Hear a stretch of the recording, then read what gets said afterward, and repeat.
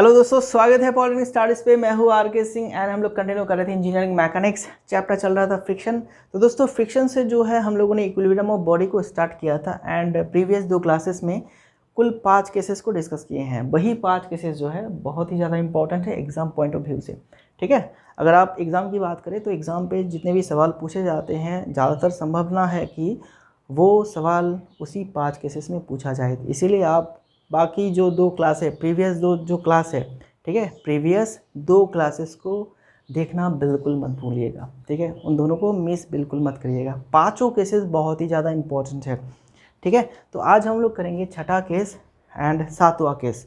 ये दोनों केसेस किससे बिलोंग करता है?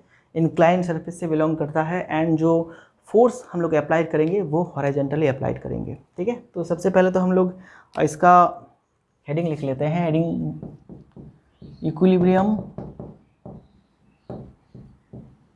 Of body on a rough inclined plane, on a rough inclined plane. ठीक है, equilibrium of body on a rough inclined plane under the action of a force, under the action of a force acting horizontally। ठीक है, horizontally। Okay, ठीक है, तो इसमें हम लोग देखेंगे केस नंबर 6। ठीक है, केस नंबर 6। केस नंबर 6 का हम लोग डेफिनेशन हेडिंग लिखेंगे। एक तो आपका मिनिमम फोर्स वाला कंसेप्ट आएगा, एक मैक्सिमम फोर्स वाला कंसेप्ट आएगा। जैसे कि हम लोगों ने प्रीवियस क्लास में करा था, एक मिनिमम फोर्स, जबकि जो बॉडी है वो नीचे की तरफ आना चाहता है, उसके लिए मिनिमम फोर्स। ठीक है, एंड एक ऐसा टाइम आएगा जब बॉडी जो है वो ऊपर की तरफ जाना चाहेगा, तो उसके लिए मैक्सिमम फोर्स का कंसेप्ट अप्लाई होगा। प्रीवियस क्लास में डिस्कस किया था इसको, आई थिंक आप लोगों को याद होगा। तो केस नंबर 6 हम लोग देखेंगे minimum force which will keep minimum force which will keep the body in equilibrium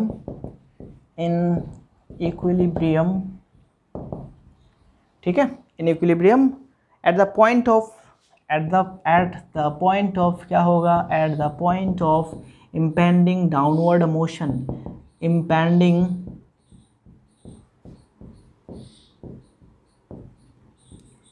downward motion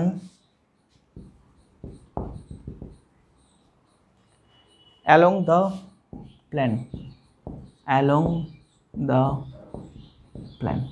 ठीक है, तो ये होगा हेडिंग। अब इसका हम लोग फिगर ड्रॉ करते हैं। तो फिगर में क्या करेंगे? सबसे पहले हॉरिजॉन्टल लाइन एंड यहाँ पे होगा आपका एक incline surface and angle of inclination क्या है? अल्फा। ओके, ठीक है, एंड इस जगह पे हम लोग एक ऑब्जेक्ट को रखते हैं। तो इस ऑब्जेक्ट का जो वेट है वो कहाँ किस तरफ काम करेगा? नीचे की तरफ काम करेगा। ओके, एंड जो नॉर्मल रिलेशन है वो सरफेस के साथ ऐसे नॉर्मल रहेगा, ऐसे नॉर्मल। ठीक है, एंड क्या है? और ये जो बॉडी है ये आपका इम्पेंडिंग डाउनवर्ड है, मतलब नीचे की तरफ जाने की कोशिश करेगा। ओके, किसकी वजह से? Due to the component of weight, sine component. ठीक है, ये आपका, एंड ये होगा cos component, W cos alpha. ठीक है, ओके, एंड क्योंकि ये जो ऑब्जेक्ट है ये नीचे की तरफ जाने की कोशिश करेगा, तो इस जो फ्रिक्शन डेवलप होगा वो किस तरफ डेवलप होगा? ऑपोजिट दिशा में, इस तरफ डेवलप होगा, फ्रिक्शन, लिमिटिंग फ्रिक्शन। ठीक है, एंड यहाँ पे जो हम लोग फोर्स को अप्लाइड करेंगे इसको इक्विलिब्रियम कंडीशन पे रखने के लिए, वो फोर्स कैसा अप्लाई करेंगे? हॉरिजॉन्टली अप्लाई करेंगे। मतलब अब हम लोग ऐसा हॉरिजॉन्टली अप्लाई करेंगे, that is P minimum.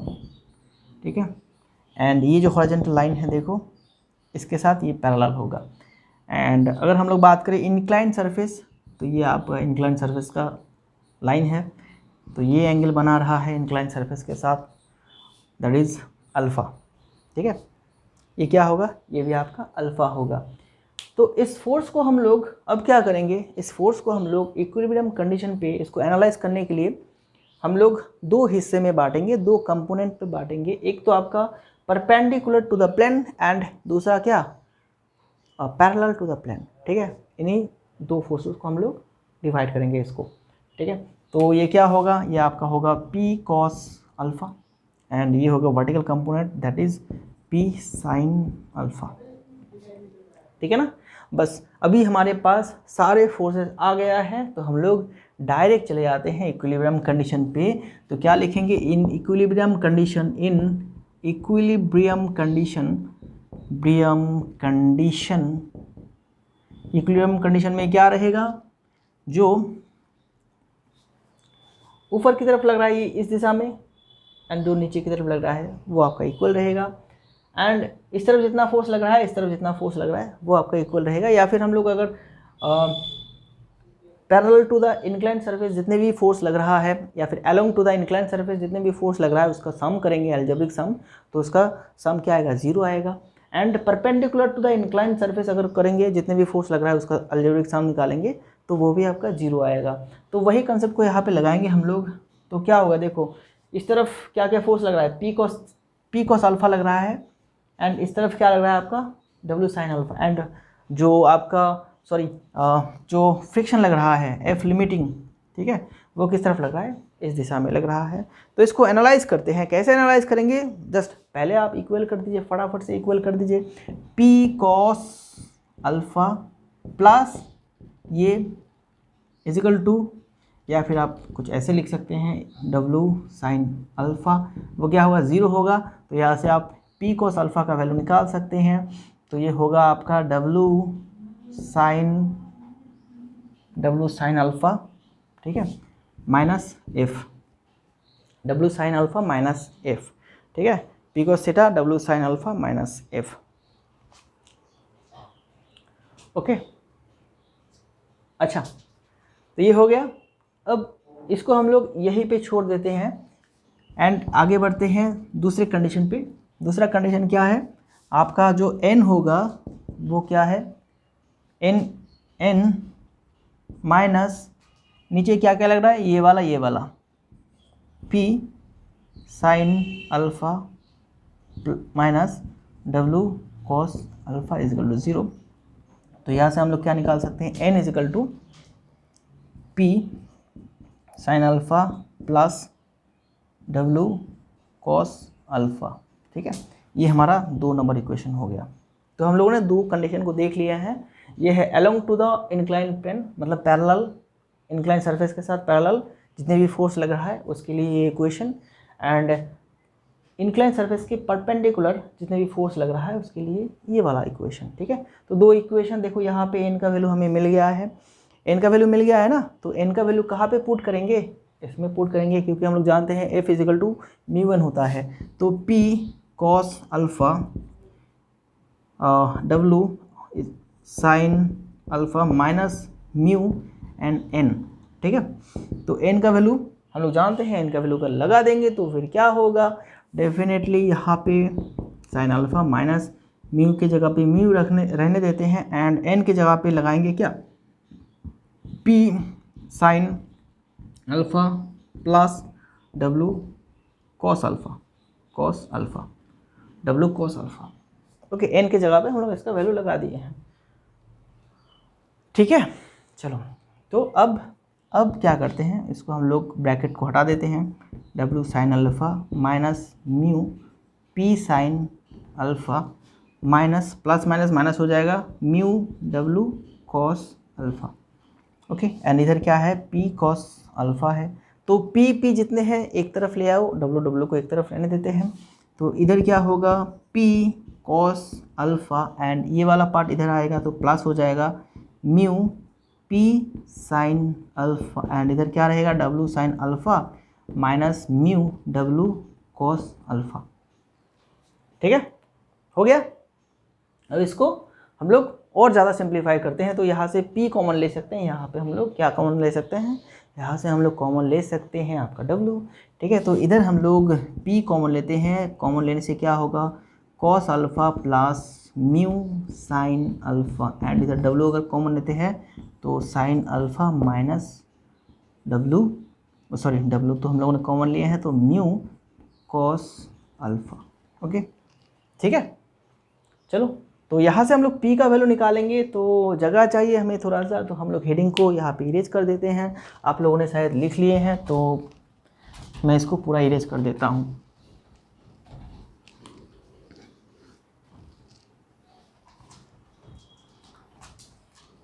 Figure की भी ज़रूरत नहीं है हमें, फिगर आप लोगों ने शायद ड्रॉ कर लिए हैं, ठीक है। तो फिगर को भी मैं इरेज कर देता हूँ।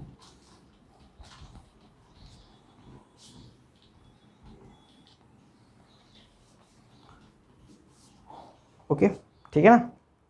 तो यहाँ से हम लोग p का वैल्यू निकालेंगे, तो ये होगा w एंड इधर क्या रहेगा आपका sign alpha minus mu cos alpha,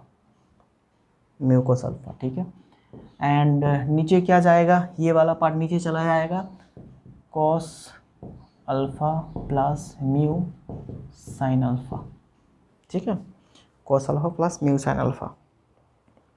तो फटाफट से म्यू का वैल्यू लगा दीजिए। म्यू इजिकल टू क्या है, म्यू इजिकल टू हम लोग जानते हैं tan theta, and tan theta equal to sine theta by cos theta. तो यहाँ पे आपको म्यू के जगह पे sine theta by cos theta लगाना है।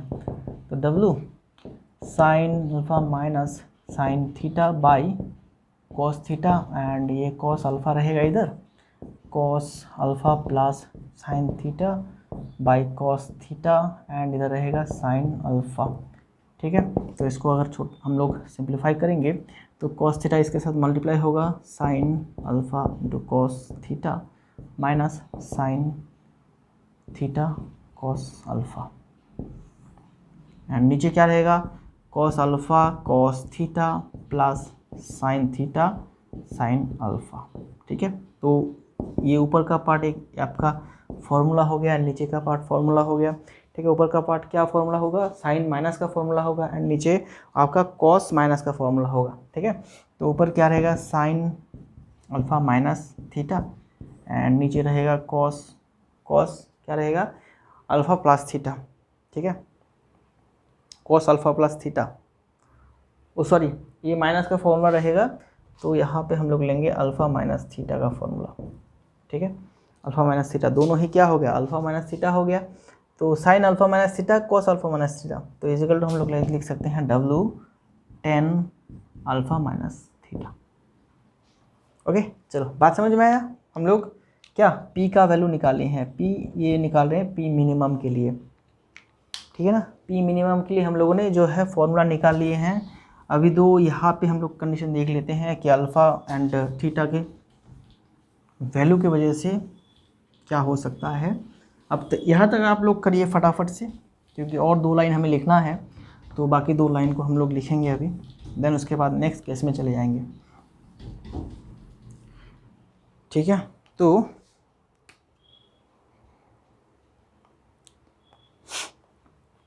जब व्हेन क्या होगा, जब जो है अल्फ़ा का वैल्यू अगर थीटा से ज़्यादा होता है, तो हम लोग क्या लेंगे, p मिनिमम इजिकल टू लेंगे क्या, बोलो, p मिनिमम इजिकल टू हम लोग लेंगे टेन अल्फ़ा माइनस थीटा, ठीक है, w tan alpha minus theta. Okay अगर आपका अल्फ़ा जो वैल्यू है वो थीटा से कम है, अल्फ़ा का वैल्यू अगर थीटा से कम है तो वो आपका केस पलट जाएगा, p मिनिमम हम लोग लेंगे क्या, w tan theta minus alpha लेंगे, ओके, थीटा माइनस अल्फ़ा हम लोग ले सकते हैं, ठीक है। हो गया बात समझ में। चलो तो इस केस को हम लोग ने समझ लिए हैं। अभी हम लोग चले जाते हैं मैक्सिमम फोर्स की तरफ। Maximum force case number 7। इसी केस में ये हम लोगों ने मिनिमम निकाले हैं, मैक्सिमम एनालाइज करेंगे। मैक्सिमम एनालाइज करने के लिए फिर से यही चीज़ को हमें दोहराना है, ठीक है, फिर से यही चीज़ को जो है हमें दोहराना है। मैं फिगर को ड्रॉ कर देता हूँ एंड आप लोग थोड़ा जो है खुद से कोशिश कीजिएगा, बाकी मैं आपको स्टेप वाइज नहीं दिखाऊंगा, यहाँ पे बिल्कुल शॉर्ट करके दिखाऊंगा, ओके ठीक है। तो फिगर को ड्रॉ करते हैं, चलो आपको मैं पूरा ही करा देता हूँ। कोई बात नहीं, पूरा ही करा देता हूँ क्योंकि टाइम है हमारे पास, आधे घंटे के अंदर क्लास को कंप्लीट करेंगे। ठीक है, तो हमारे पास अभी भी 15 मिनट्स है शायद, तो हम लोग उसको भी कर लेते हैं। तो अभी हम लोग केस नंबर 7 देखेंगे, केस नंबर 7 देखेंगे। केस नंबर 7 में क्या लिखेंगे, maximum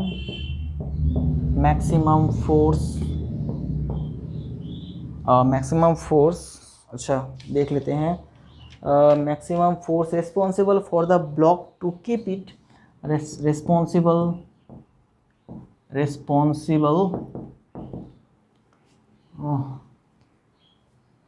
maximum force for the block to keep it in equilibrium, to keep it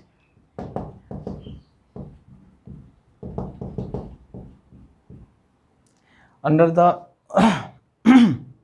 at the point of upward impending, at the point of upward impending motion along the plane,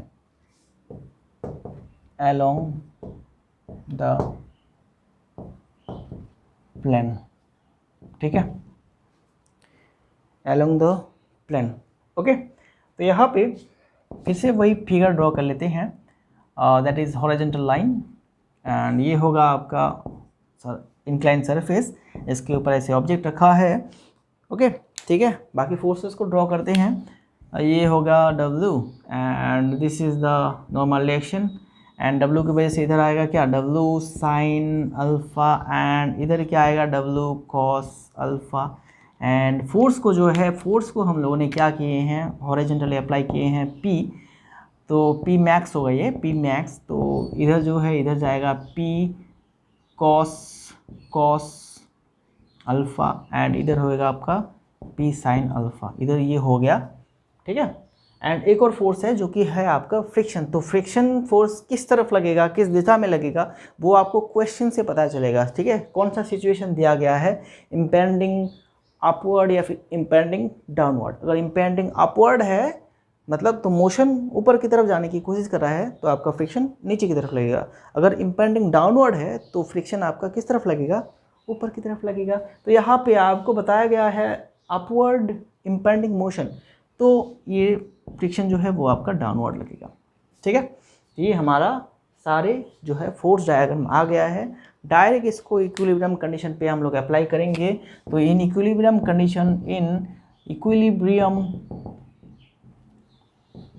condition, ठीक है, in equilibrium condition क्या होगा, इस तरफ जितने भी force लग रहा है एंड इस तरफ जितने भी फोर्स लग रहा है वो आपका उसका अलजेब्रिक सम 0 होगा। तो P cos alpha minus W sine alpha minus F, ठीक है, इजिकल टू क्या होगा, इधर 0 होगा।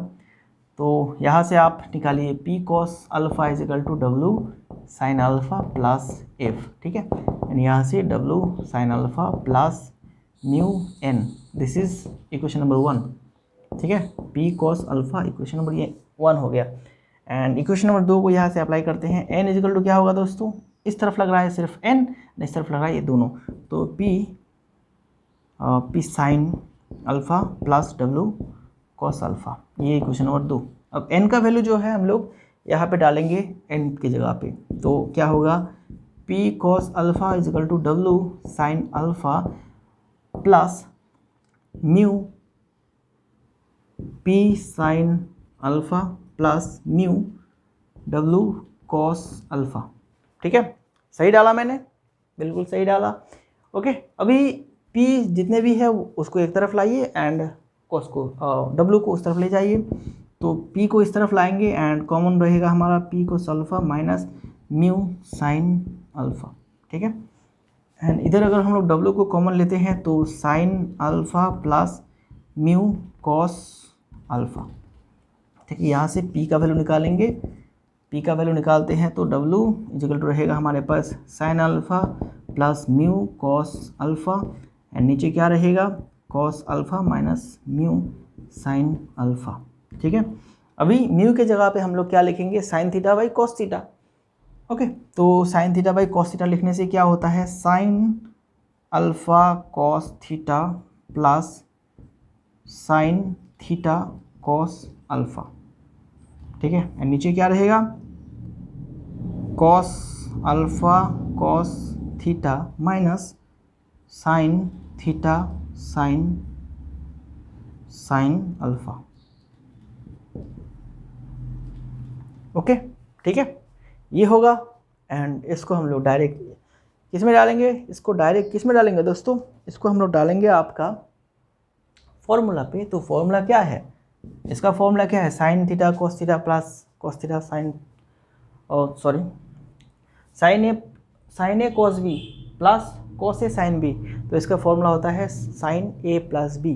ठीक है, तो डब्लू तो रहेगा आपका, एंड इधर साइन ए प्लस बी बोले तो अल्फ़ा प्लस थीटा, एंड नीचे होगा इधर माइनस है तो ये भी प्लस का फॉर्मूला होगा, ये कॉस का फॉर्मूला होगा, कॉस ए प्लस बी का फॉर्मूला, तो कॉस अल्फ़ा प्लस थीटा हो गया बस। This is the P maximum force. Okay, and यहाँ से इसको आप क्या कर सकते हैं, 10 पे कन्वर्ट कर सकते हैं, 10 alpha plus theta. Okay, 10 alpha plus theta. ठीक है, अभी यहाँ पे एंगल का कोई बात नहीं है कि एंगल अगर अल्फ़ा थीटा से कम है ज़्यादा है, इसका कोई बात नहीं, ये मिनिमम के लिए था। लेकिन यहाँ पे आप प्लस है तो इन दोनों में से कोई ज़्यादा हो कोई फ़र्क नहीं पड़ता। ओके, चलो, तो हो गया हमारा मैक्स का फॉर्मूला निकल गया है। तो पी मैक्स का फॉर्मूला मैं इसको यहाँ पे लिखता हूँ, पी मिनिमम का फॉर्मूला मैं लिखता हूँ यहाँ पे क्या था, डब्लू 10 अल्फ़ा माइनस थीटा था, एंड पी मैक्सिमम का फॉर्मूला क्या आ गया है, W 10 alpha plus theta. Okay, तो ये दोनों चीज़ें जो है आप याद रखिएगा, ओवरऑल आपको ये दोनों याद रखना है, एंड कंडीशन को याद रखना है, कौन से कंडीशन पे ये वाला आता है आपका। ओके, यहाँ पे कौन सा कंडीशन है, एक रफ इंक्लाइन सरफेस में एक ऑब्जेक्ट को रखा गया है। ठीक है, ऑब्जेक्ट को रखा गया है एंड उसको इक्विलिब्रियम पे रखने के लिए हम लोग जो एक्सटर्नल फोर्स अप्लाई कर रहे हैं वो आपका हॉरिजॉन्टली लग रहा है। ठीक है, तो इस केस में मिनिमम के लिए ये वाला आएगा, मैक्सिमम के लिए आपका ये वाला फॉर्मूला आएगा। ठीक है, एंड मिनिमम कब आएगा, किस लिए आएगा, मैक्सिमम किस लिए आएगा, मिनिमम तब आएगा जब ये बॉडी आपका अपने वजन के लिए नीचे की तरफ आने की कोशिश करेगा। ठीक है, तब आपका मिनिमम फोर्स हमें अप्लाई करना है। ओके, एंड जब हम लोग फोर्स दे के इसको ऊपर की तरफ ले जाने की कोशिश कर रहे हैं, ठीक है, तो उसका भी एक पॉइंट है कि कितना फोर्स लगेगा तभी जाके वो आपका क्या करेगा, तभी जाके वो आपका ऊपर की तरफ जाएगा। लेकिन हम लोग बात करेंगे कि हम लोगों ने मैक्सिमम फोर्स लगाए हैं लेकिन फिर भी जो बॉडी है वो इक्विलिब्रियम कंडीशन पे है, उसी को हम लोग पी मैक्स कहते हैं। ठीक है, पी मैक्स का फॉर्मूला आपका ये हो गया। ठीक है, चलो, तो आज का क्लास यहीं पे फिनिश करते हैं, एंड नेक्स्ट क्लास में हम लोग बाकी 2 केसेस को डिस्कस करेंगे। तब जाके हम लोग एक क्लास में क्या करेंगे, लैडर फ्रिक्शन को हम लोग डिस्कस करने वाले हैं। ठीक है, मतलब फ्रिक्शन के और भी 2 क्लासेस आएंगे, थ्योरी के क्लास आएंगे, एंड न्यूमेरिकल प्रॉब्लम या फिर क्वेश्चन प्रैक्टिस तो हम लोग पूरा सिलेबस ख़त्म करने के बाद ही करेंगे नवंबर में। ओके, चलो, तो मिलते हैं नेक्स्ट क्लास में, तब तक के लिए अपना ख्याल रखना एंड अपना जो स्टडी है वो बिल्कुल बराबर करते रहना। ओके, चलो, थैंक यू वेरी मच।